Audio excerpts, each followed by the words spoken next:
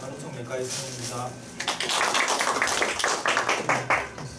선생님들 지적하시는 거 이런 것들이 너무 예리하셔서 발표하려고 하니 너무 무섭습니다. 뭐 많이 와도 제가 저기 모임에 가능한 한 참석을 안 빠지고 하려는 이유도 일단 와서 많이 자극을 받고 가기 때문에 꼭 여기 와서 이 자리에서 배운다기보다는 집에 가서 또 한 번 더 절치부심하는 것 같습니다.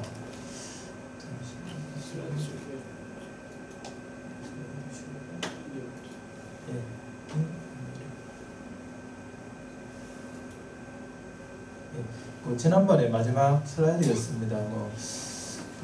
일단 여러 가지가 있지만 제일 크게 이제 관심의 대상이 되는 것은 판크라틱 시스트 중에서도 SCN, MCN, IPMN, 요 세 가지가 될 것 같습니다. 이것도 빠진 게 SPN이 하나가 더 있고요. 그 중에서 SCN을 제외한 나머지 세 가지는 말리그넌트 리스크가 있다.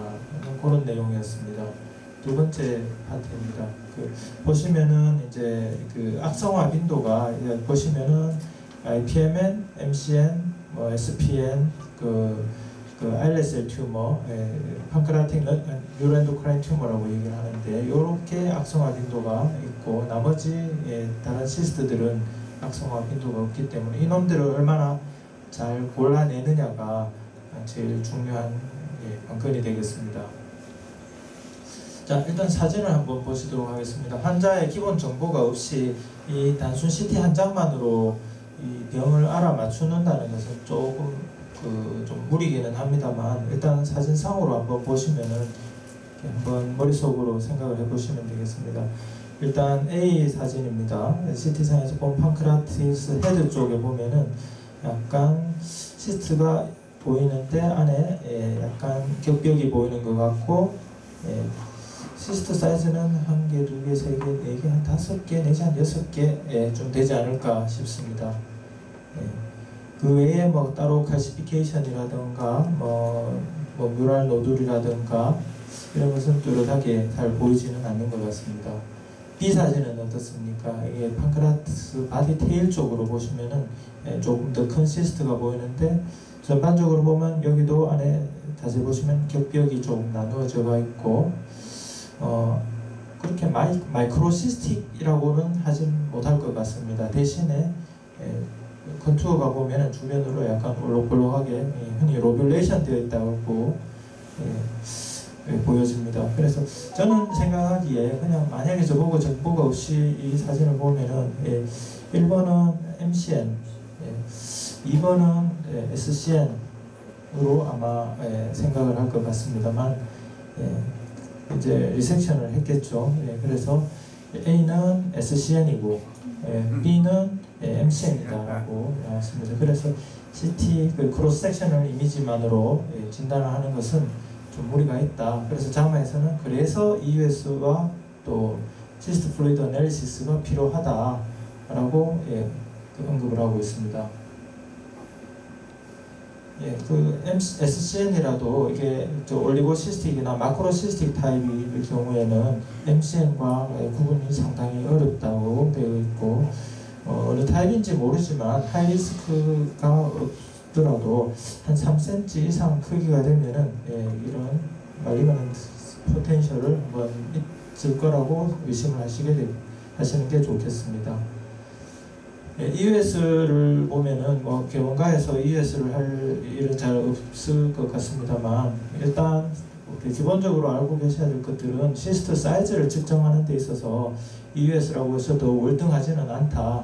단지 월등한 점은 뮤랄 노듈을 체크를 하는 발견을 하는데 좀 더 좋고 그다음에 FNA를 해서 안에 시스트 플루이드 애널리시스나 사이톨로지를 볼 수 있다는 점은 장점이긴 하지만 EUS 한동만으로 뮤시너스냐 non-뮤시너스냐 또는 말리그넌트나 비나인이냐를 구분하는 것은 한계가 있다고 보겠습니다.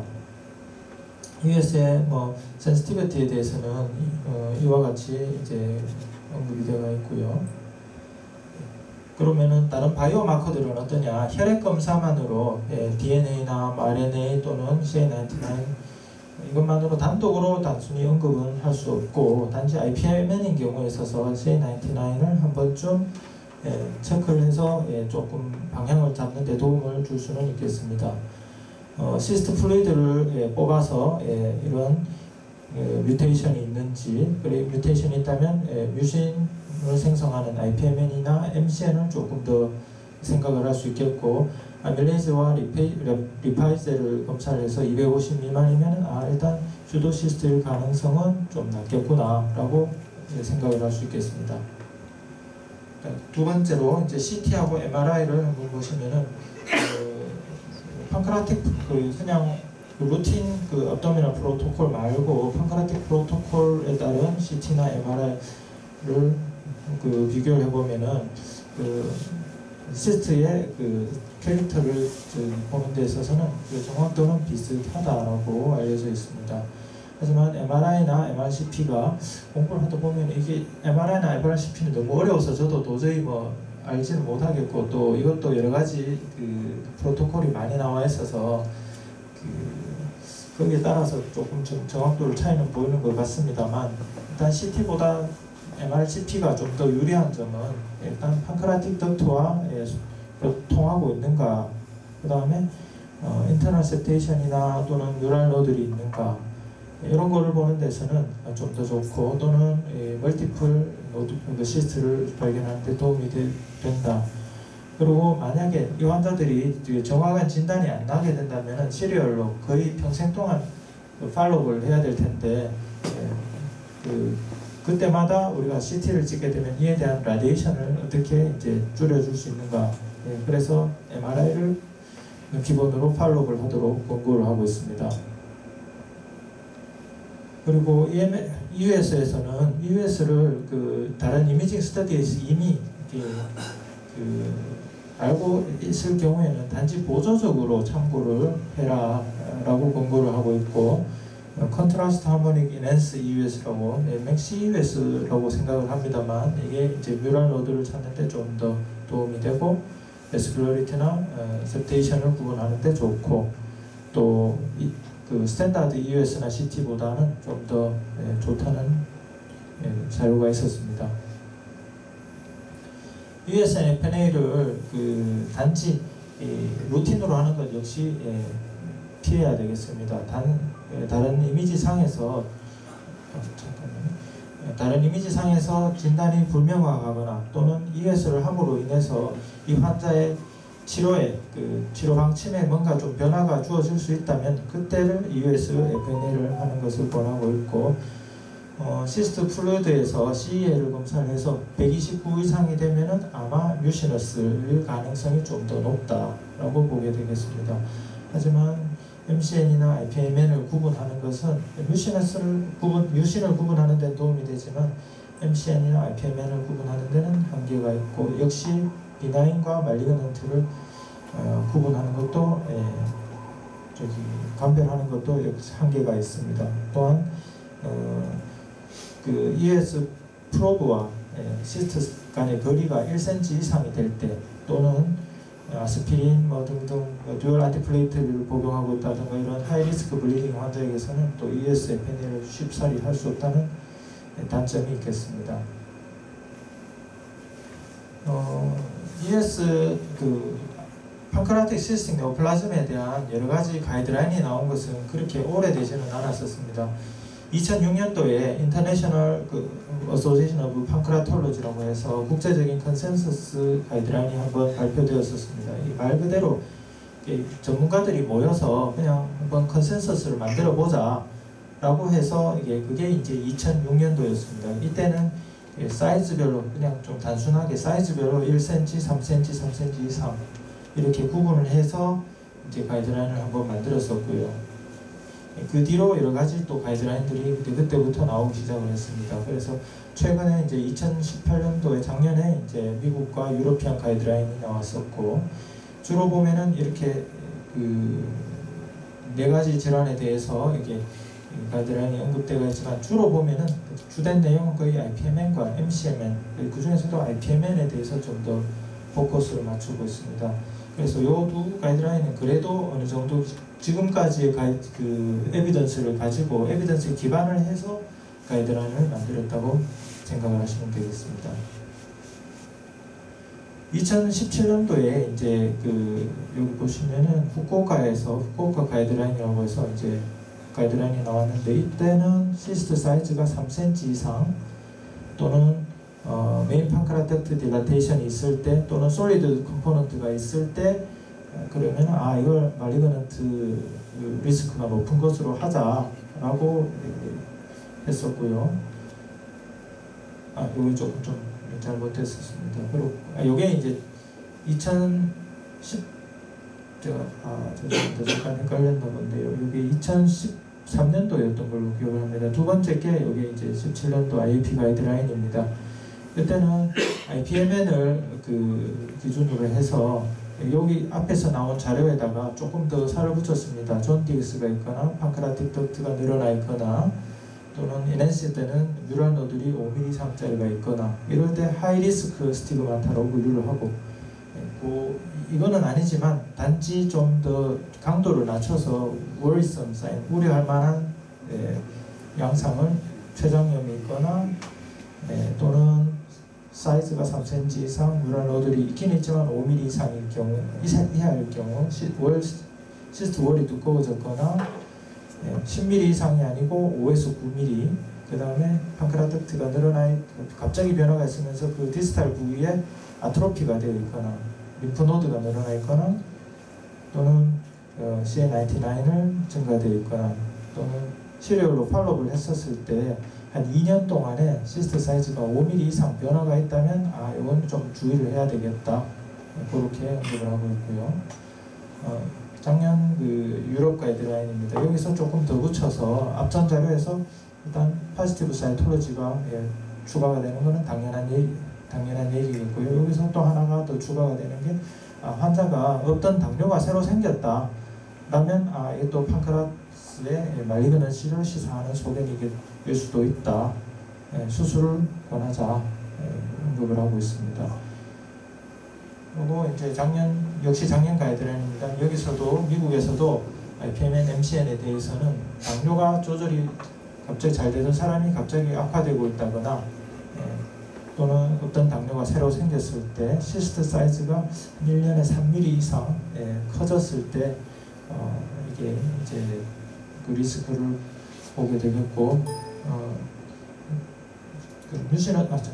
뮤시너스 시스트의 하이리스크 캐릭터를 보면은 존디스, 판크라테스 이런 앞서 말씀드린 내용과 거의 유사한 내용이 되겠습니다. 그래서 딱 어느 가이드라인이 제일 정확하다라고 볼 수 없기 때문에 우리가 이때까지 발표된 이러한 자료들을 갖고 그러면은 앞으로 내가 이러한 내용들이 있기 때문에 참고를 하셔서 이게 말리그넌트일까 아닐까 좀 도움이 되었으면 싶은 마음에 다 소개를 드렸습니다. 자, 이 환자들을 한번 보시겠습니다. 일단 판크라스 시스트가 상당히 A 사진에서는 상당히 크게 있고요. 안쪽에 솔리드 포션들이 이렇게 보이고 있습니다. 일단 이런 것도 인핸스되는 뉴럴 노드, 솔리드 컴포넌트, 하이리스크 피처에 속하고요. B 사진을 보시면은 메인 판크라틱 덕트가 요즘 사이즈는 저기 표시되어 있지 않은데 메인 판크라틱 덕트가 상당히 늘어나 있고, 이 안쪽에 보면 약간 저기 솔리드 포션이 좀 보이는 것 같기도 합니다. 그 다음에 C 사진을 보시면 테일 쪽은 역시 판크라틱 덕트가 늘어나 있고 이 시스트가 있으면서 안에 에로 헤드가 보이는 쪽을 보시면 여기도 솔리드 컴포넌트가 약간 좀 존재하는 것 같습니다. 그 다음 이건 당연하게 시스트 사이즈가 상당히 한 3-4cm 훨씬 넘어가기 때문에 일단 악성을 시사를 할 수 있겠습니다. 그래서 그 작년 최근 자마에서는 이러한 그 가이드라인을 한 가지 소개를 했었는데, 일단 슈도 시스트는 아니냐는 히스토리에서 먼저 감별을 좀 해야 될 것 같고요. 이런 하이리스크 피처가 있다면은 당연히 또 수술 쪽으로 먼저 생각을 할 것이고, 만약에 없다면 시스트 사이즈, 그 다음에 그 마이크로시스틱 MRI 사이즈가 작거나 SCN의 티피컬한 소견이면은 팔로우, 아니면은 또 EUS FNA를 하자. 거기서 시러스냐 뮤시너스냐를 감별을 해서 만약에 시러스면은 당연하게 또 역시 팔로우, 또 뮤시너스면은 또 이게 MCN이냐 IPMN이냐 또는 IPMN 중에서도 메인 덕트 타입이냐 브랜치 덕트 타입이냐를 감별을 해서 역시 또 이러한 것들을 보고 치료 방침을 결정하게 되겠습니다. 간단한 케이스 몇 가지입니다. 26세 여자 환자고, 헤드 바디 쪽으로 이런 커다란 시스템, 아까 그 보셨던 사진하고 좀 비슷하지 않습니까? 이렇게 솔리드 포션이 존재하고요. 여기 보면 리버에도 보면은 이런 어류들이 관찰되고 있습니다. 이 환자는 SPN에 의한 젊은 여자이기 때문에 젊은 여자에서 이런 시스트가 보이면 일단 SPN을 먼저 생각을 할 수 있겠습니다. 두 번째 32세 여자 환자고, 이와 같이 큰 시스트가 바디 테일 쪽으로 걸쳐서 있는데, 안쪽으로 보면은 저기 페리페리에 칼시피케이션도 관찰되고요. 그래서 이 환자는 MCN, 마크로시스틱 네이처의 MCN으로 생각을 할 수 있겠습니다. 이번에는 제가 10년 전에 겪었던, 제가 병원을 나오면서 기존에 갖고 있던 자료들을 거의 다 놔두고 나오는 바람에 그 하드디스크를 찾아보니까 그래도 좀 도움이 될 만한 게 있을까 싶어 찾아보니까 2009년도에 어떤 환자가 한 명 있었습니다. 그래서 자료를 보았습니다. 갑자기 발생한 에피가스릭 페인으로 2009년도 1월 1일 날 응급실로 왔던 환자입니다.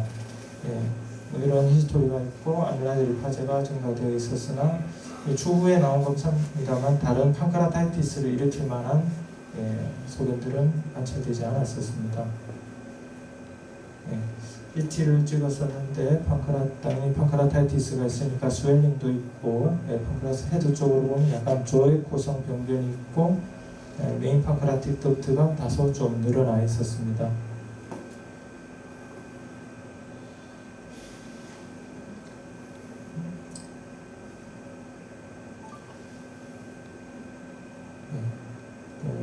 코로나 리컨스트럭션에서 보시면 판크라틱 덕트가 계속 늘어나 있고, 그래서 일단 늘어나 있으니까 집집에서 그 디스탈 포션에 뭔가 obstructing 리전이 있지는 않는가. 이니셜 CT에서는 그 인플로메이션으로 인한 그 이데마 때문에 정확히 구분이 되지 않았었습니다. 그래서 며칠 뒤에 초음파를 했었습니다. 저희 그때 당시 영상의학과 선생님이 찍어준 그 검사하신 소노인데, 제가 소견은 다 모르지만 일단 메인 판크레틱 덕트는 0.7mm 정도로 좀 늘어나 있다고 보여주고, 안에 약간 덕트 안에 약간 리전이 있다고 이렇게 체크를 해주신 것 같습니다. 일단 여기 보시면은 판독을, 그래서 제가 메인 판크레틱 덕트가 어브럽트 컷오프라고 표현하는 게 맞겠죠. 테이퍼링이 아니고. 그 다음에 로 덴시티 리전이 존재한다. 그 다음에 그 디스탈 사이드 브랜치로 생각되는 시스틱 리전이 있었다 라고 됐었습니다. 영상의학과 선생님도 판크라타이티스는 맞지만 일단 캔서에 대한 비중을 상당히 언급을 했었습니다. 그래서 그 당시에 저도 소화기분과 전문의 딴지 얼마 안 되고 이런 입장에서 EUS 일단 그 당시엔 2009년도이기 때문에 지금과 같은 가이드라인은 딱히 없던 상황이고요. 일단 심토마틱이고 메인 판크라틱 덕트 늘어나 있고 일단 수술을 보내야 될 것 같은데 환자에게 이거 수술을 당장히 휘폴 수술을 권하기가 상당히 부담이 되었었습니다. 그래서 일단 EUS를 한번 해보기로 했었습니다. 그래서 일단 혹시나 있을지도 모르는 마이크로리스아시스를 감별하기 위해서 일단 시스틱 덕트도 한번 CBD도 한번 다시 확인하고, 이쪽에 보시면은 약간 판크라틱 헤드 쪽에 약간 좀 필링이 좀 안 되는 부위가 좀 있는 것 같아서 이 부위를 포셉 바이옵시로 바이옵시를 했었습니다.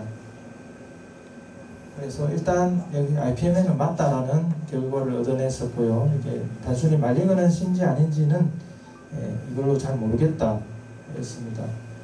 그래서 일단 IPMN이고 아무래도 이게 캔서일 것 같아서 외과에 의해서 수술을 했었고요. 여기가 앰플라바타 쪽이고 여기서 조금 더 들어가서 요 부위에 한 1.7cm 정도 되는 병변이 있다고 그때 제가 해부병리과 선생님한테 그때 확인을 했었습니다. 그래서 이 부위에서 조직 검사를 했었더니 IPMN인데 나중에 보면은 디스플라스틱 시빌리티 하이그레이드 내지는 칼시노마 셀들이 관찰되었었다. 그렇게 이제 해서 일단 수술했던 건 잘 되었던 것 같습니다만, 만약에 저보고 지금 다시 이 환자를 보게 된다면 저는 ES를 만약에 그때 ES가 없었으니까 지금 저보고 하라면 굳이 ERCP를 하기보다 그냥 MRCP를 먼저 찍어보고 MRCP 상에서 어느 정도 IPMN이고 좀 더 정보가 주어진다면 굳이 ERCP를 안 하고 바로 수술을 의뢰를 했을 것 같습니다. 김재원 원장님이 주신 케이스인데, 원장님이 아까 케이스 있던데 그건 다른 케이스입니까? 김대현 원장님이 저번에 보내주신 케이스가 있어서 소개를 드리겠습니다. 남자 63세 환자였고요. 에피가스트릭 페인을 주소로 내원했었다고 합니다. 판크라스를 롱지튜디널로 잡으신 것 같고요. 여기 저해코성 에시틱 리전이 보이는데 보시면은 위치가 좀 모르겠습니다만 약간 제가 보기에는 약간 안에 약간 시스트가 좀 보이는 것 같고요.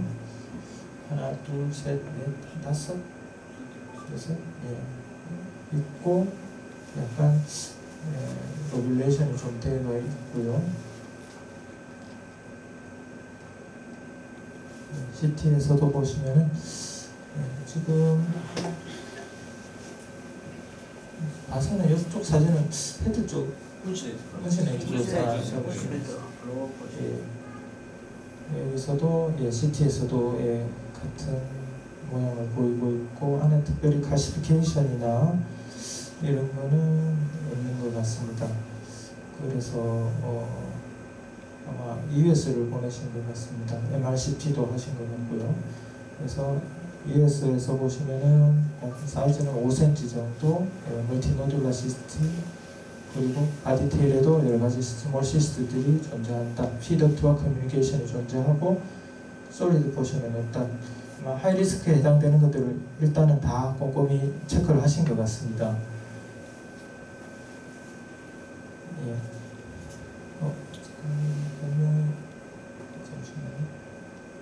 슬라이드가 하나 빠진 것 같은데 아마 그래서 그 진단명은 브랜치 덕트 타입의 IPMN으로 맞습니까? 하신 것 같고 그 뒤에 경과는 제가 잘 모르겠습니다. 이 수술 사이즈가 한 5cm 됐고 이러면은 수술 두 번째 케이스입니다. 두 번째 케이스는 저도 조금 좀 애매하던데 67세 여자 환자가 에피가스트릭 페인으로 왔었습니다. 그래서 동영상인데 한번 동영상 아니던데요. 그냥 떴다.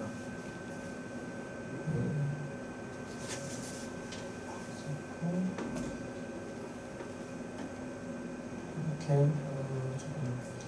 여기 이게 지금 휘닥터 연결되는 게 시즌이 여기 보시면 지금 바디 쪽으로 시트가 있고 그런데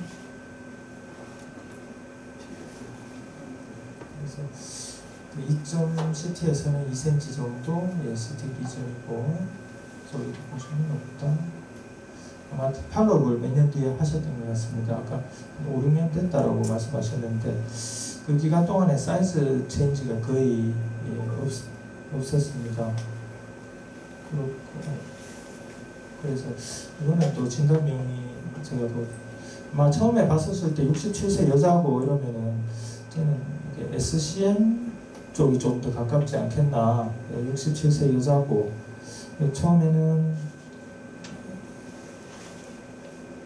초음파에서 이렇게 부연 설명을 좀 드리면 사실 동영상인데 전달 과정에서니까 내려가는 것 같습니다. 이건 이제 MCN으로 보면 나이가 좀 잘 맞지 않는 것 같아요. 50대, 60대고 위치는 바디 쪽에 생겼고 또 CT 한번 다시 띄워보시죠. CT에서 보시게 되면 초음파도 거의 비슷한데 뭐 메인 덕트 디라테이션 없는 것 같고 바디에 지금 봐서는 유니버큘러한 것 같지 않고 초음파에서 보면 약간 연결이 있는 것 같아요. 두 번째 오른쪽 표정 사진 보면 두개가 붙어 있는 것 같거든요. 근데 마진 자체는 비교적 스무스한 마진을 가지고 있는 거여서 지난 이 당시에 이 사진 말고 한 6년 전에 찍었던 사진, 이 사진 그 당시에 EUS를 했었어요. EUS를 하고 했었는데 거기서 EUS 소견은 이제 마진 자체가 스무스하고 바디에 있고 뮤랄 노들이 의심되는 게 하나 있어가지고 일단 뭐 MCN을 먼저 의심을 했던 것 같아요. EUS 보시는 분의 소견은.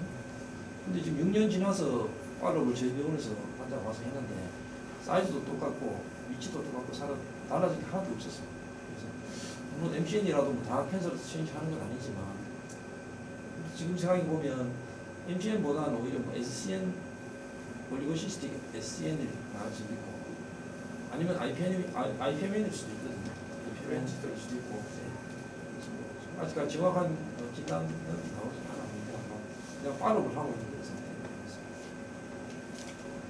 동영상이 안 됐습니다. 죄송합니다. 좋은 자료 주셨는데 제가 조금 미수했습니다. 그래서 일단 뭐 마무리를 좀 짓자면 일단 영상 소견만으로는 정확한 감별 진단이 어렵다. 초음파가 할 수 있는 역할도 참 한정적이고 그래서 저희가 이때까지 진료 패턴을 예전 병원에서도 있을 때 진료 패턴을 보면은 제가 너무 MRI 찍는데 너무 소극적이었던 것은 아닌가 싶은 생각이 들고요.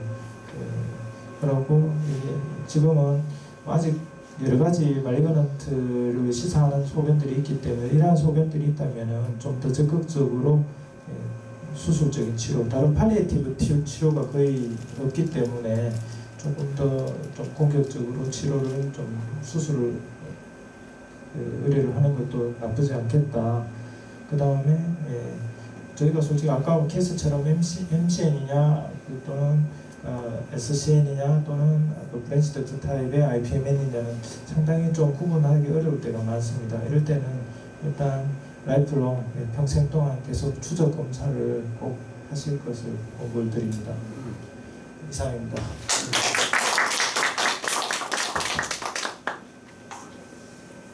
유진은 선생님 아까 병원에서 발표한 그 케이스는 믹스드 타입 IPMN이니까 그러는데 그게 제일 처음 선생님 발표한 그런 케이스. IPMN 바이오시로 듣는 데는 제가 처음 보는 것 같습니다. 저는 이제 일단 믹스드가 아니고 메인 덕트 타입이라고 일단 메인 덕트 늘어나 있고 ERCP에서 바이옵시가 앰플라에서 조금 더 들어가서 바이옵시를 했었기 때문에 거기서 나왔기 때문에 이건 뭐 메인 덕트 타입으로 생각을 할 것 같습니다. 그 케이스도 MRCP를 했거나 아니면은 또 EOS가 가능했었다면은 좀 더 정확한 정보가 있을 것 같습니다. 윤재현 원장님 아까 첫 번째 케이스 사이즈 그래 컸는데 이건 계속 팔로 볼좀 해보셨어요? 제가 OP를 레커멘드 했었는데 이분이 아마 파티마에 다니고 계시십니다. 지금 저한테 한 번씩 오시는 분인데 그거 보면 6개월에 한 번 CT를 찍으시는가 봐요. 그래서 담당 과장님이 사이즈 변화가 없으니까 서전한테 진료받고 계신 것 같아요. 그래서 사이즈 변화가 없으니까 사이즈가 다시 지금 한 5cm가 4cm 넘거든요. 사이즈 크라이테리아로 봐서는 이게 리섹션해서 히스토리틱 다이그노시스 필요할 것 같아요. 근데 환자분도 원하지 않으시고 그래서 좀 사이즈 변화가 없으니까 그냥 지켜보고 있는 것 같습니다. 사실은 좀 어리시하게 해서 어떤 진단을 했으면 좋겠는데 IPM이나 제가 경험 많이 했지만 항상 이제 그 아까 뭐 발표 총파생이 제일 중요한 거는 IPM이 많은데 저는 시트보면서 브로드가 없는데 메인 피드업과 이제 커뮤니케이션을 총파로 볼 수 있느냐 이제 그게 굉장히 좀 중요한 포인트 같습니다. 그게 그 크고 이런 거랑 메인 피드업과 연결이 가까운 데는 이제 잘 보면 보일 경우가 있거든요. 그 가디나 이런 데는 그래서 그런 게 뭐 보인다면 명백하게 총파로도 진단이 될 수 있는 것 같고 그게 안 된다면 MRI가 이제 MRI 거의 합니다. 시스템은 뭔가하면 IPM이 그냥 많이 약간도 항상 많이 나오고 그러면 진단이 거의 뭐 되고 뇌파로 또 이제 진짜 뭐 뇌락 노즐이나 이런 게 생기는 쪽으로 진단은 됐는데 이제 그런 거 계속 해볼 수 있고 이제 아니면 진단이 애매한 경우에는 이제 MCN과 SCN이랑 구별이 잘 안 된 그럴 때는 UBS하고 FNA도 뭐 필요하면 하고 또 그것도 인디터미널 고령 같은 경우에는 FNA 하면서 에탄올 라비즈 같은 걸 해서 바로 오블레이션도 하는 그런 치료를 하기도 하고 그렇게 하는 것 같습니다. 문헌에 보면은 뭐 크라이오블레이션이나 또는 파클리탁셀, 에탄올, 라디오 프리퀀트 에블레이션 뭐 등을 뭐 하고 있는데 아직까지 거기에 대해서 효과가 좀 입증할 만한 효과는 아직 좀 논란 중인 것 같습니다. 제가 궁금한 거는 실제로 처음 보시면 진짜 피드업이라는 IPMA는 총파의 피드업과 커뮤니케이션을 보실 수가 좀 있는지 그런 걸 직청가 있으면 그런 것 좀 초점으로 봐야 되지 않겠습니까? 아무래도 그럼 진단이 확실히 되는 거고 대부분은 뮤랄들이 실제로 거의 없는 경우가 되게 많더라고요. 임상적으로 제가 해보면 그런 저희 커뮤니케이션 있는지 뮤랄들을 관찰할 수 있는지 시스템으로 많이 발견했을 때 그런 게 좀 중요한 포인트가 아니었어요. 피드업은 당연히 길라테이션 당연히 그건 확인을 하겠고 총파로서 피드업 커뮤니케이션 확인하는 거는 거의 어렵다고 봐요. 제 생각으로.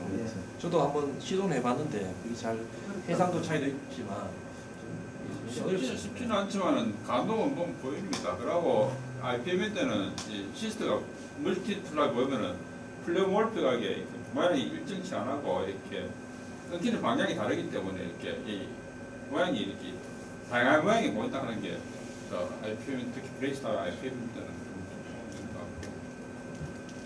근데 여기 이게 저 뭐야 빌라인하고 말문시 감별에 PET MR이나 뭐 이런 거는 어떤 도움을 좀 줍니까?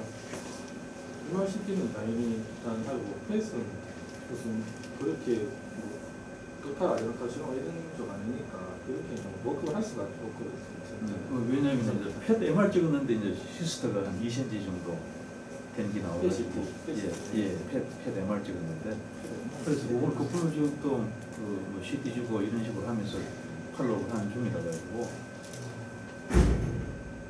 뭐 예를 들어서 시러스 타임이라든지 MCN 쪽에 약간의 어떤 뭐 감별에 약간 영향을 줄 수는 있습니까? 그래 맞아요. 제가 잘 모르겠는데 MRCP는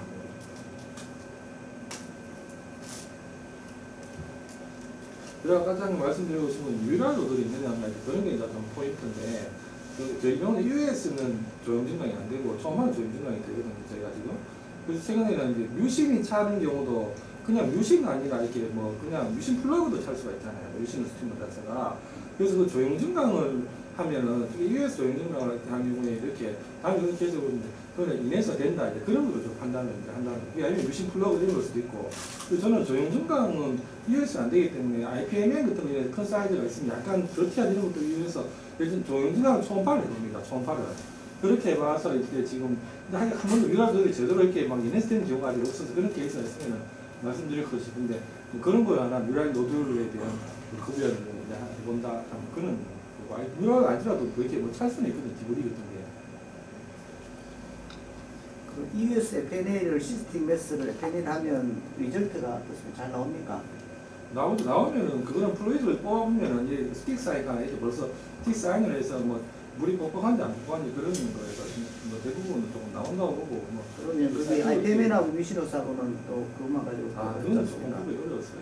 예, 셀이 나와줘야지 뭔가 좀 진단하는 거. 근데 IPMN가 그거는 오늘 CA 농도 가지고 아까 보니까 좀 구분이 가능한 걸로 CA 농도도 뮤신 프로듀싱이냐 예. 넘뮤시너스냐 차이지 IPNM이냐 MCN이냐 뭐 FNA나 또는 사이톨로지나 여기서도 다 되지는 않는 거고 19 게이지 US FNA 때 쓰는 게 22 게이지 니들로 제가 알고 있는데 바이옵시 할 때 한 19게이지 니들 정도를 쓰고 그래서 22게이지 니들로는 충분할 만한 셀을 얻기는 조금 어려울 걸로 알고 있습니다.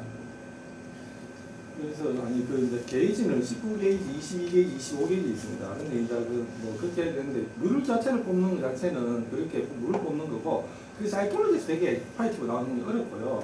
원담이 뮤라도 어려 보이는 뮤라도를 타겟팅해서 FNL을 이제 이렇게 그런 거로 하는 건데 실제로 그것도 되게 쉽지는 않습니다. 많이 쉽지. 그리고 뮤시너스 계열이냐, 시너스 계열이냐, 아니면 뭐 슈도시스 가는 그런 어떤 그런 거를 차이를 알 수가 정도라든지 이런 거 그런 거라든가 CA 그리고 아밀라제 뭐 이런 걸로 알 수 있지. 뮤시너스 계열은 뭐 물 뽑아서는 조금 알기 어렵지 않나 했습니다.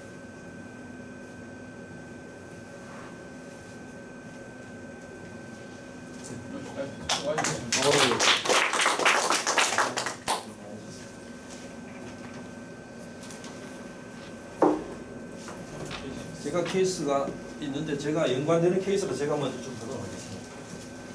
케이스 발표를 제가 하고 그다음에 윤영경 선생님하고